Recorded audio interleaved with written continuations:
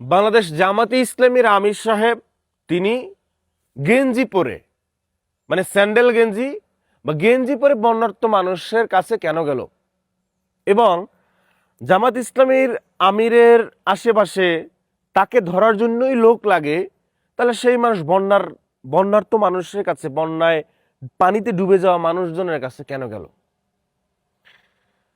জামাত ইসলামীর আমির গেঞ্জি পরে গেছে, খালি গায়ে তো যায় নাই। হ্যাঁ না, জামাত ইসলামীর আমিরের বা জামাত ইসলামীর পাচাটার আমার কোনো দরকার নাই, লিগেল কথাটা বলতে হবে। আল্লাহ তাআলা পৃথিবীতে পাঠাইছে মিথ্যা কথা বলার জন্য, মিথ্যাকে আশ্রয় দেওয়ার জন্য না, মিথ্যা কথা বলার জন্য না। জামাত ইসলামের আমির গেঞ্জি পরে গেছে, তাকে তো দেখলাম নিজ হাতে বন্যার্থ মানুষের কাছে টাকাও দিচ্ছে, হেল্প করতে গেছে। যিনি এই প্রশ্ন তুইলা আঙ্গুলের ফেনা তুলে ফেলতেছে যে গেঞ্জি পরে গেছে, তার নিজে হাঁটতে পারে না, তাকে ধরতে লোক লাগে, যিনি ফেনা তুলতেছে এই কথা বইলা উনি নিজে যায়ও নাই, কখনো যায় নাই। বাংলাদেশে তো অনেক বন্যা হয়েছে, 22-এর বন্যা সিলেটে, নোয়াখালী, ফেনী, মাইজদিতে, এবার আবার এখন বৃষ্টি অতিরিক্ত টানা এক উইকে বৃষ্টি পড়তে পড়তে বইরে গেছে সব জায়গায়, সারা বাংলাদেশে পানি আর পানি। তো সেখানে চট্টগ্রামে বাঁশখালীতে এরকম কিছু কিছু এলাকা এবং পাহাড় ধৈসা মানুষও মারা গেছে, কিছু কিছু এলাকাতে পানি উঠে একদম আটকে গেছে। তো এখন যিনি সমালোচনা করতেছে তিনি এহ জনমে তার মায়ের পেটে থাকার অবস্থায় কি করছে সেটা সে ভালো জানে, এহ জন্মে কখনো যায়ও না, কিন্তু সে এখন জামাতের আমিরের ভুল ধরতে আসছে। জামাতের আমির গেঞ্জি পরে গেছে কেন, সে তো ক্লিয়ারও করছে যে পাঞ্জাবি পরে আসলে মনে হয়তো আমরা মেহমান আসছি, কিন্তু না, আমরা গেঞ্জি পরে আসছি, আপনাদের যেন মনে হয় যে আমরা আপনাদেরই বাসিন্দা। ভালো কাজকে এপ্রিসিয়েট করা যায় না? হ্যাঁ, জামাত ইসলামের আমির তো গেঞ্জি পইরা পায়জামা পইরা দলবল নিয়ে নামে গেছে, মুরব্বী। তারপরও যদিও সে নিজেকে মুরব্বী ভাবে না, এখনো তার মনোবলটা ইয়ংদের মতো ভাবে, এটা ভালো জিনিস।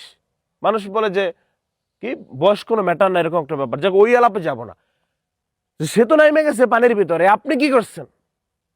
আপনার নেতা নামছে কিনা, আপনার ভাই নামছে কিনা? না, জামাত ইসলামের পাচারের দরকার নাই, লিগ্যাল কথাটা বলতে হবে। আপনি তাতে যেই চোখে দেখেন আমাকে,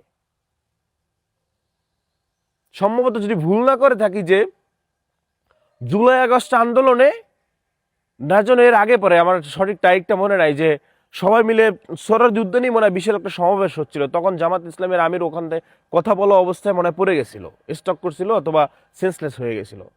তো মানুষটা তো মুরব্বী হয়েছে, সে এক জায়গায় গেলে তার সংগঠনের, তার দলের নেতাকর্মীরা তার পাশে থাকবে না?